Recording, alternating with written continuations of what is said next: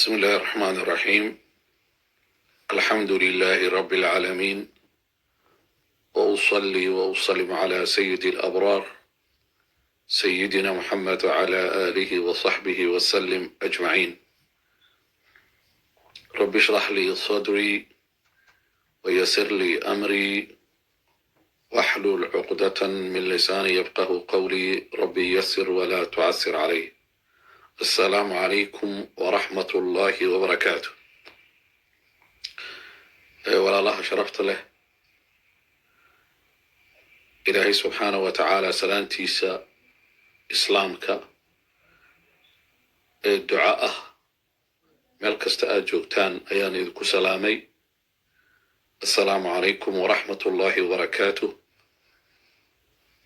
oo macnaheeda ay tahay dushiin ha ahaato nabad iyo naxariista ilaahay subxaana wa tacaala iyo barako. waa duco. intaas kadib waxaan rabaa walaalaha inaan xusuusiyo, nafteedana xusuusiyo duco cajiib badan aan u baahannahay waqtiyada xaadirka hadda waxaa ka faa'iidaysanayo dadka ahlu salaah ee shanta waqti tukada ama sunnooyinka tukada. waxaan u baahannahay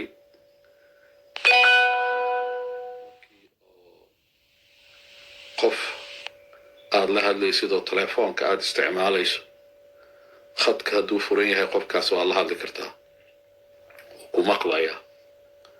qadka hadduu xiran yahay qofkaasi lama hadli kartid, mana ku maqlayo. ducadan oo aan ka hadlayo qofkii akhrista abwaabu samaa, albaabada samaawaadka oo dhan ayaa loo wada furayaa si wuxuu rabo uu ilaahay u gaarsiiyo loona aqbalo. waxaana la akhristaa salaada markaad galaysid kadib. markaad akhrisato kadib oo abwaabu samaa lagu furo, ilaahay waxaad weydiisanaysaa wax alle waxaad rabto adoo salaada ku jira. haddaadan af carabi oo salaada af carabi waxaan ahayn lama ogola, haddaadan ku weydiisan karin waxaad niyadda ayaad ilaahay ka weydiisanaysaa, sababto ilaahay subxaana wa tacaala wuu og yahay waxa niyaddaada ku jiro. ducadan waa saxiix, xadiiska imaam muslim ayaa wariyey.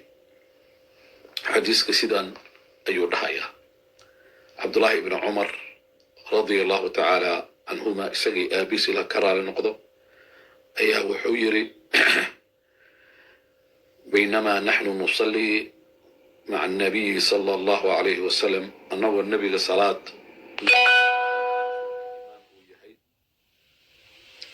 id qaala rajulun, nin baa wuxuu yiri salaadiisa markuu furfuranayay nebiga allahu akbar uu dhahay. nin ka mid a dadkii musalliinta wuxuu yiri, oo qaala rajulun min alqawmi, ninkii wuxuu yiri allahu akbar kabiira walxamdu lilahi kahiira wasubxaana allahi bukratan wa asiila. intaas ayuu yiri. waa maxaa macnaheeda? allahu akbar kabiira, allahu akbar, ilaahay wax walba wuu ka weyn yahay. wax walbo awood sheeganayo, wax walbo maal sheeganayo, wax walbo wax insaan qiimo xaggiisa kale sheeganayo, ilaahay ayaa ka weyn. wuxuu ilaahay haystaa ka weyn. allahu akbar kabiira. intaas iyadoo qoomaneed waa intaas. walxamdu lilahi kahiira, mahad ilaahay subxaana wa tacaala oo badan. nicmooyinka ilaahayna siiye oo dhan waxaad leedahay ilaahu adeeg kaa go'day, adeeg kaa soo go'day, adeeg kaa timid. waan rumaysnahay cid kale nicmooyinkan inayan bixin. ilaahu waad mahadsan tahay, saasaad leedahay. wa subxaana allahi bukratan wa asiila, wa subxaana allahi, ilaahay ayaa kaamil ah waay. wax ilaahay ka soo haro dhan waa nuqsaan, ma dhammaystirna. ilaahu adeeg keliyaa dhammaystiran. waxaan ku celcelinaya arrintaasi bukratan waa subaxdii gelinka hore, waa asiila waa casirka kadib ayaan ku celcelinayaa. saasaad leedahay. marka ninkii intaas uu dhahay, rasuulka markuu salaada ka baxay calayhi salaatu wasalaam ayaa wuxuu yiri: man ilqaa'il كما قفك كهضلي كلمة داس كذا وكذا يا وقفك لها الله أكبر كبيرا والحمد لله كثيرا وسبحان الله بكرة وأصيلا.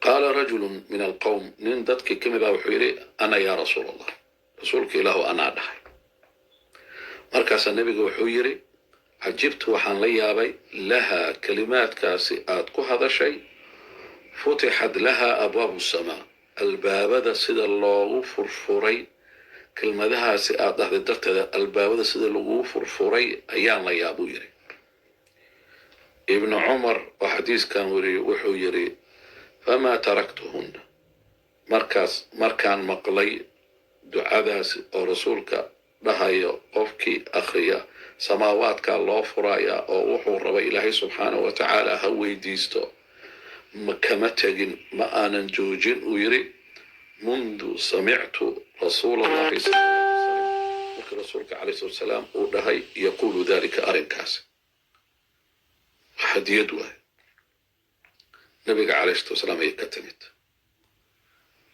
أدناه هديدا مركز مقشه aad xifdiso qof walba oo muslim ah oo walaalka iyo walaasha ah u gudbi caawa ha seexan adoon gudbin si lagu qoro ajirka iyo thawaabka ruux walba oo muslim ah oo aad gaarsiiso uu heli doono waa markale waa fariin nabiga ka timid calayhi salaatu wasalaam cabdullaahi ibn cumar oo ka mid ahaa culummadii asxaabta dhahay maalintaan maqlay salaad kasta aan tukado si albaabada samaawaadka lagu furo wax u weydiisto ilaahay wallaahi kama tegin akhrinteeda ilaa markaan maqlay laga bilaabo ilaa nolosheeday ka dhammaatay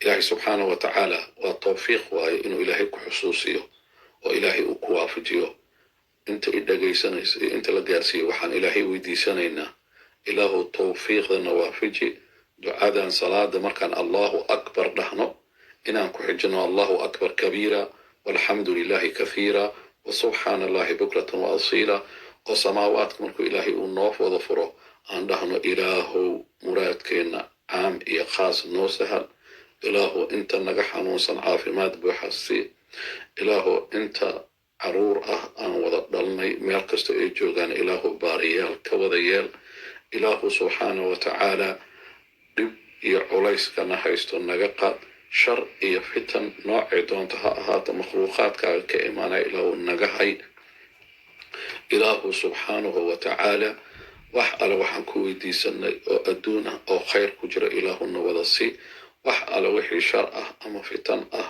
oo makhluuqaadka ay sabab u yihiin ay ka imaanayaan ilaahu naga xijaab wax alla wixii khayr ah oo janno iyo rida ahaanshaha ilaahay ay ugu horaysa ilaahu nasi aqulu qawli hada wa astaghfirullah li wa lakum wa salaamu calaykum wa rahmatullahi wa barakatuh